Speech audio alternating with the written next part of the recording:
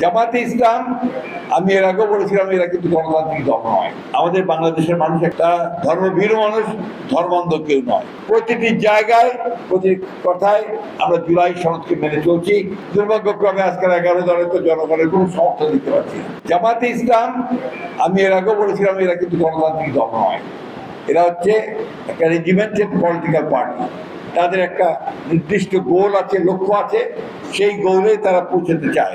অর্থাৎ এখানে শরিয়া ভিত্তিক একটা ইসলামিক রাষ্ট্র তারা তৈরি করতে চায়, যেটা আমার এখানকার বাংলাদেশের মানুষের সঙ্গে যায় না। আমাদের বাংলাদেশের মানুষ একটা উদারপন্থী রাজনীতি করতে চায়। ধর্মে তারা বিশ্বাস করে, তারা ধর্মভীরু মানুষ, ধর্মান্ধ কেউ নয়। এখানে যেমন মুসলমান আছে, তেমন হিন্দু আছে, বৌদ্ধ আছে, খ্রিস্টান আছে, সবাই মিলে একসাথে কাজ এখানে করতে চায়। তাই আজকে যে বিভিন্নভাবে ভিন্ন কথা বলে মানুষকে বিভ্রান্ত করার চেষ্টা করা হচ্ছে, সেই বিভ্রান্ত করতে না পারে তার জন্য মূল ভূমিকা কিন্তু আমাদের গ্রাসরুট পর্যায়ে নেতাকর্মীকে করতে হবে। জোরে সোরে কথা বলছি, আন্দোলন করার চেষ্টা করছে যে জুলাই সনদ নাকি আমরা মানি নাই, বিএনপি মানে নাই। আপনারা কি আপনার তাদের গণভোটের রায়কে বাদ দিয়েছে? আমি আপনাকে, আমার কাছে বইটা নাই এখন, জুলাই সনদের প্রতিটি পাতায় যে কথাগুলো রাখা আছে, সেই কথাগুলোর সঙ্গে পরিষ্কার করে বলা আছে যে এটা এই কয়েকটি রাজনৈতিক দল মেনেছে, এই কয়েকটি রাজনৈতিক দল এটা মানে নাই, নোট টু ডিসেন্ট দিয়েছে। যারা নির্বাচনে জয়ী হবে সেই দলের ইশতেহার যে থাকবে, সেই ইশতেহারের ম্যান্ডেট অনুযায়ী সেটাই আপনার পালিত হবে। সব জায়গায় বলা আছে, ম্যান্ডেট আমরা পেয়েছি। বিএনপি আমাদের ইশতেহারে আমরা যা বলেছি জনগণের সামনে, সেটাকেই আমরা পূরণ করতে চাই। প্রতিটি জায়গায়, প্রতি কথায় আমরা জুলাই সনদকে মেনে চলছি এবং জুলাই সনদের প্রত্যেকটি যে আপনার সাইন এগ্রিড যে আপনার শর্তগুলো আছে, সেগুলো আমরা অবশ্যই পূরণ করবো। আমরা তাদেরকে বলেছিলাম পার্লামেন্টে যে আপনারা আসুন, যে সংবিধান সংসদের কমিটি যেটা করা হয়েছে, সেই কমিটিতে আপনারা আসুন, যে জায়গাগুলো পরিবর্তন করতে হবে আলাপ আলোচনার মধ্যে আমরা সেই জায়গাগুলো পরিবর্তন করি। কিন্তু তারা সেখানে না গিয়ে রাস্তায় নেমেছেন, 11 দল নিয়ে রাস্তায় নেমেছেন। দুর্ভাগ্যক্রমে আজকাল 11 দলে তো জনগণের কোনো সমর্থন দিতে পারছি না। আমি যতগুলো মিটিং দেখলাম আপনার, তারা কিন্তু বিভাগে বিভাগে মিটিং করেছে, ঢাকায় মিটিং করেছে, আমাদের ছোটখাটো মিটিং ওদের চেয়ে অনেক বড় হয়। অর্থাৎ জনগণের কোনো সমর্থন তাদের মধ্যে নেই। আমাদের নেতা জনক তারেক রহমান সাহেব আমাদের এখানেই নির্বাচনের আগে এসেছিলেন, তাই না? এখানে বড় মাঠে যে সমস্ত ওয়াদা তিনি দিয়ে গিয়েছিলেন, প্রত্যেকটা ওয়াদা অক্ষর অক্ষর পালন করা হচ্ছে, তাই তো নাকি? কি মনে হয় না আপনাদের? পালন হচ্ছে তো? বড় মাপের জিনিসটাই তো আমাদের দরকার।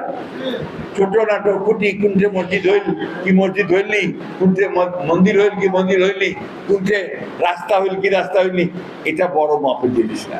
বড় মাপের যে সমগ্র জেলার জন্য আমরা কি আনতে, আমরা বলেছিলাম যে আমরা এখানে উপজেলা দেবো, উপজেলা ইনশাল্লাহ দেওয়া হয়েছে। আমরা বলেছিলাম বিশ্ববিদ্যালয় করবো, ইনশাল্লাহ বিশ্ববিদ্যালয় হয়েছে, অনুমোদন পেয়ে গেছে। কিন্তু তাই নয়, ভাইস চ্যান্সেলর নিয়োগ হয়েছে।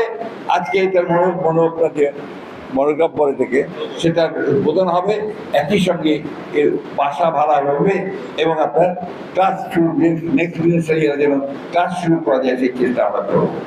মেডিকেল কলেজের জায়গা নির্ধারণ হয়ে গেছে, মেডিকেল কলেজের সামনের 27 জুলাই থেকে ইনশাল্লাহ আমাদের ছাত্রছাত্রী ভর্তি করা শুরু হবে। তো এই তো দিয়েছে। এয়ারপোর্টের কথা আপনারা বলেছিলেন, এয়ারপোর্টের ব্যাপারে ওখানে 2 জন মন্ত্রী এসছেন, রেখেছেন, আপনাদেরকে সম্বোধনা দিয়েছেন। এয়ারপোর্টে ইতিমধ্যেই তার ফিজিবিলিটি স্টাডি করার জন্য ইঞ্জিনিয়ারিং বিশ্ববিদ্যালয়ের শিক্ষকদেরকে দায়িত্ব দেওয়া হয়েছে, তারা ফিজিবিলিটি স্টাডি করছেন। আমি শুধু অনুরোধ করবো যে ফ্রাস্ট্রেশন যেন না আসে, আপনাদের হতাশা যেন না আসে। আপনার সব সময় আশা নিয়ে এবং ভবিষ্যতে সুন্দর ভবিষ্যৎ নিয়ে কাজ করার চিন্তা করে সে কাজ করার চেষ্টা করি। আমরা কখনো পরাজিত হইনি ইনশাআল্লাহ, আল্লাহর অশেষ রহমতে আমরা পরাজিত হব না।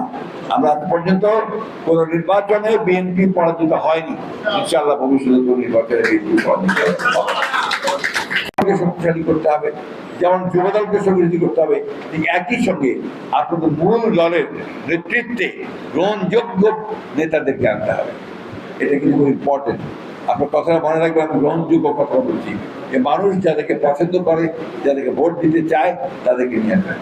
As regard local government election, স্থানীয় সরকার নির্বাচনের ব্যাপারে আমি আপনাদেরকে বলি, আমাদের সিদ্ধান্ত হচ্ছে যে আমরা দলীয় নির্বাচন করব না, কিন্তু আমাদের যারা নির্বাচন করতে চান তারা এনশিওর করবেন যে একটা ইউনিয়নে একজনই যেন ক্যান্ডিডেট হয়, তা নাহলে আপনারা জিততে পারবেন না।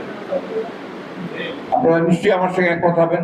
সুতরাং চেষ্টা করবেন যেন একটা ইউনিয়নে একজন ক্যান্ডিডেট, একটা ওয়ার্ডে একজনের যেন ক্যান্ডিডেট হয়। এবার আপনারা ওইভাবে কাজ শুরু করবেন, কাজ করবেন। এখন আমি হবো বলে ঝগড়া শুরু করে দিয়ে না, বসেন, আলোচনা করেন, নিজের মধ্যে যে বেস্ট ক্যান্ডিডেট তাকেই সবাই মিলে সমর্থন দেন, তাহলেই আপনি বের হয়ে আসতে পারবেন, না বেরোতে পারবেন। ধানের শীত রইবেনই, ধানের শীত পার হবেন তা তো পারবেন। সুতরাং এই জিনিসটা মাথায় রেখে কাজগুলো করবেন। আমি অনুরোধ করবো, দলাদলি করবেন না, নিজের সঙ্গে আটকা পড়বেন না। আমি খুব খুশি হয়েছি যে আমাদের যুবক শ্রেণী তারা এখানে খেলাধুলার মাধ্যমে বেশ কাজ শুরু করেছে। তারা অনেকগুলো টুর্নামেন্ট করছে, ফুটবল খেলছে, ক্রিকেট খেলছে। এটাকে আরো অ্যাক্টিভ করার জন্য আমি অনুরোধ করবো। জেলাকে সংস্থা এখনো বোধহয় গঠন হয়নি, গঠন হলে যেন আর অ্যাক্টিভ হয় সেই চেষ্টাটা আমাদেরকে করতে হবে। এই ওয়ার্ল্ড কাপটা যাক, ওয়ার্ল্ড কাপটা তারা কিছু করতে দিচ্ছে না, রাত জায়গায় না, কাম খুঁজে যায় না। হ্যাঁ, ওয়ার্ল্ড কাপটা শেষ হলে তারপরে আমরা পূর্ণোদ্যমে আমরা সাংগঠনিক কাজে নামবো।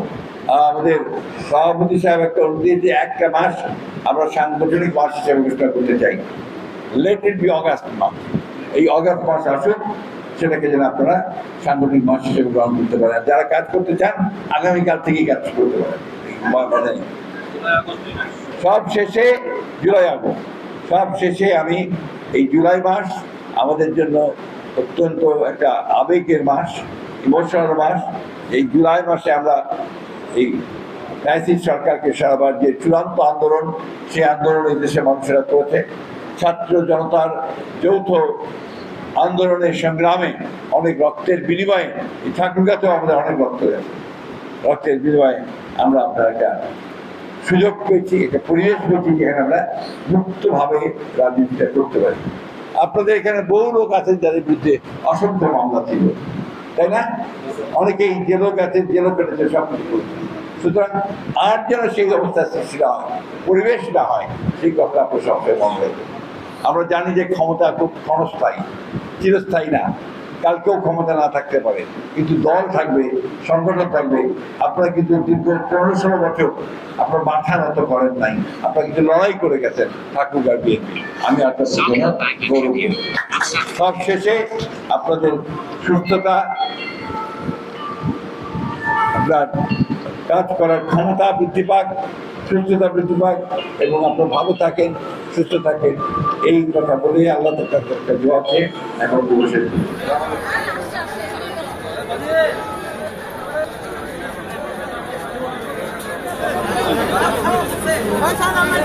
Hey,